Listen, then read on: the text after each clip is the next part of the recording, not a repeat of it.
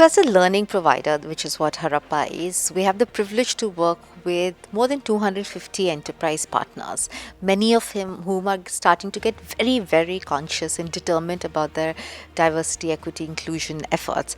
And I think we've seen three main themes in terms of learning programs that we deploy at some of these organizations. One is what we're calling active allyship for leaders.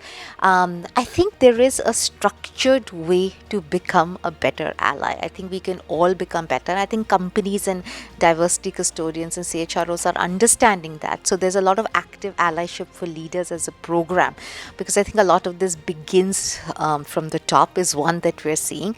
Second, there is a lot of work happening, and we're actually conducting several programs have launched several learning journeys for recruiting, sort of de-biasing recruiting, and really being able to train both hiring managers as well as managers of eventually the new recruits who join. So that's the second program. And the third, and my most favorite, and this is sort of as a mirror program to a lot of our women's leadership programs, is what we call the Sponsor Resolve program.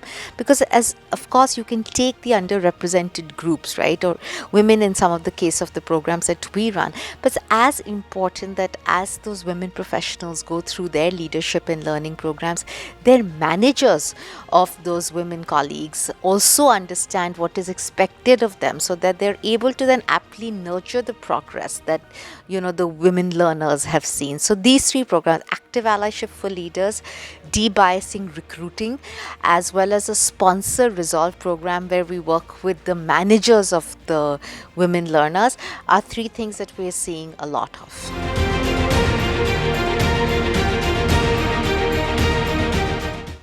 These being an individual, whether you're in a leadership position or not, right, and being a better, more conscious, more aware, more compassionate individual is essentially a mark of leadership, right, and of influence, whatever is your hierarchy and designation.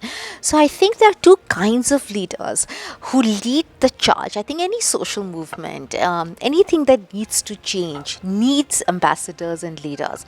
And for me, it is both individuals who become leaders of that cause. So individuals who really are determined to be sponsors, champions, and amplifiers of underrepresented groups are very critical, and they can be anywhere in the organizations. But as critically, a lot of the conversation on diversity, equity, inclusion falls flat, seems inauthentic, seems lip service if the top leadership, the top 20 people, not just the CEO, it begins with the CEO.